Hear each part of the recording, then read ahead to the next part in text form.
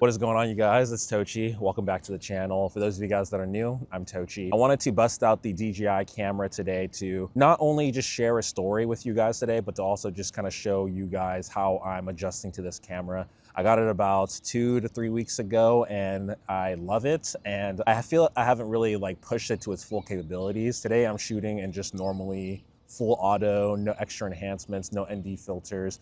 I did get a wide angle lens that is actually on me right now, which I haven't vlogged with it yet.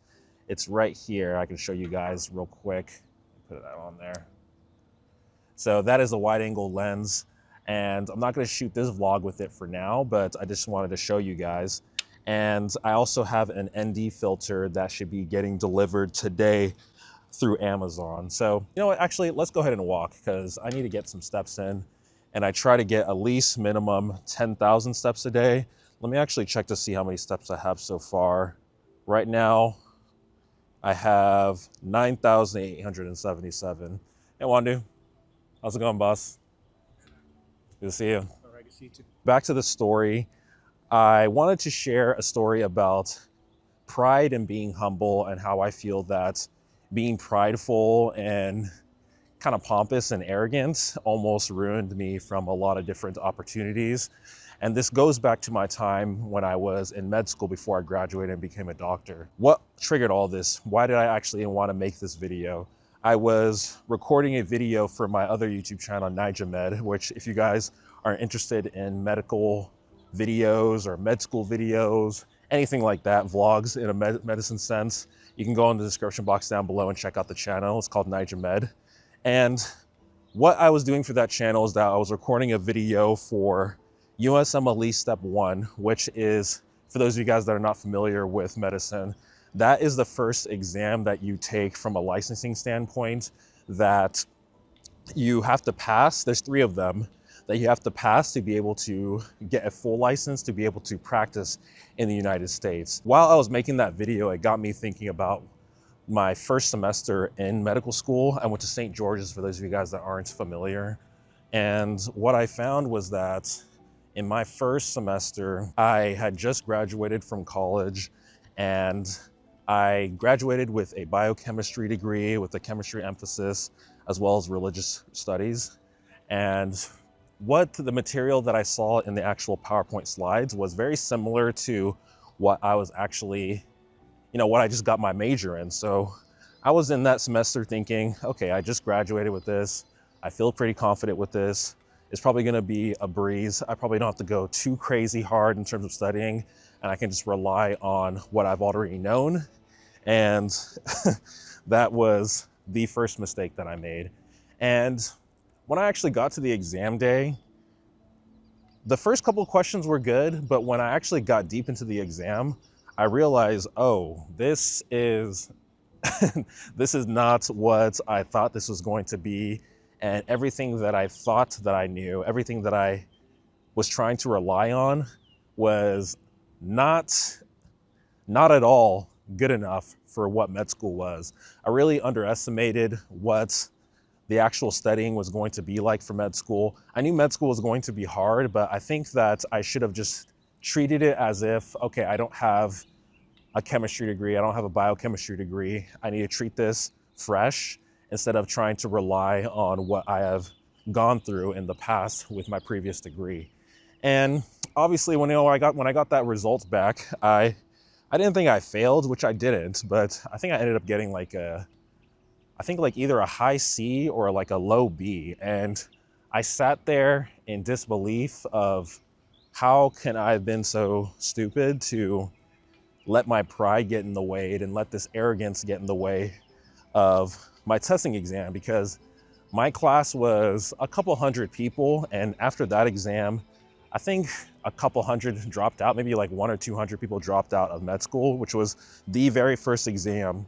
And if I did any worse than that, if I did not do as well as, say if I got a low C or a D, or I failed that first exam, I may not be where I am today, walking at this hospital where I practice as a doctor. And it really just goes to show that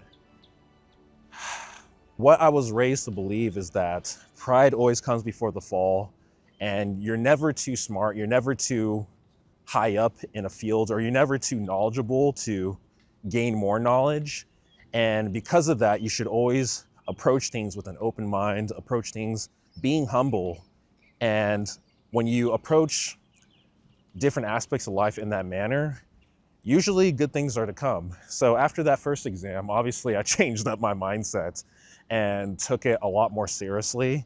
And since then, I don't think I have ever approached an exam lightly at all. And I can't say that every single exam was an A after that, but I can say that I put every single bit of my efforts to actually do well on that exam for future exams.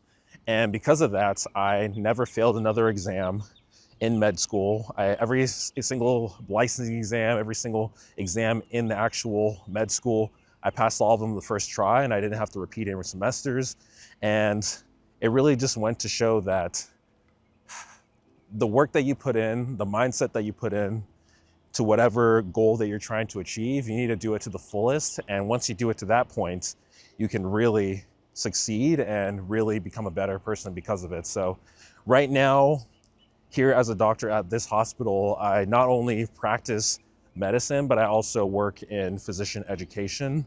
And what I like to do is I like to let people know like my struggles, what I've been through, and how I'm not the smartest person in the world. And that despite that, I'm still where I'm at, and it allows me to be open to more learning throughout life. And when you're open to learning, people are more willing to give you more information, and they don't gatekeep what they think that you are too smart or proud to know. That was a story that I wanted to share with you guys today.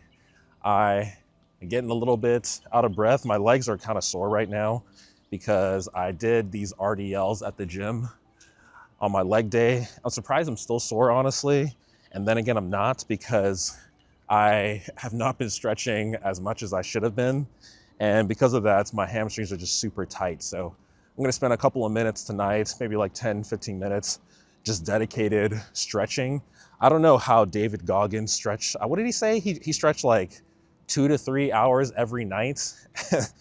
Yeah, that dude's crazy, man. I don't know what he'd be on. With this actual camera, I have switched between walking in the shade, walking in the light. So in post-production, it'll be interesting to see how this camera adjusts since I'm shooting it in full auto. Right now, it looks okay to my eye, but we'll see how it looks in post-production. Also, I did get this DJI Mic too, and I have this wind filter on here, and it was a little bit windy too, so we'll see how much of a noise reduction it is. In terms of this YouTube channel, that's another place where pride has also affected me. And it's the reason why I made that last video of wanting to reapproach my channel and resetting my channel to what I actually want to address. And I was very prideful of my previous YouTube channel, which was about 200,000 subscribers, and it got terminated, unfortunately, due to copyright back in the day, which I didn't really understand. But it is what it is. I don't really dwell on it. I don't think I would want to have that channel anymore, because if I still had it, people would expect me to only post content related to that, which was a lot of like reactions, a lot of reviews, things that wasn't really based around me, but another medium. So despite all that, I let the pride of having a successful YouTube channel in the past really blunt my progress with these new channels. And what has really shown me, it's really humbled me that I can't let the success of something else dictate how I'm going to act when I am trying to pursue another venture. Because especially with that last YouTube channel, it was almost 10 years ago that I had it. And this is a completely different demographics and algorithms and all of that good stuff with YouTube. And although this channel, I want to make more about me, I was really about chasing views, chasing likes, seeking attention, all of that back then when I had that YouTube channel. And, you know, having those numbers and searching for likes and searching for that validation through the online presence of my channel was not the best for me from a mental health standpoint.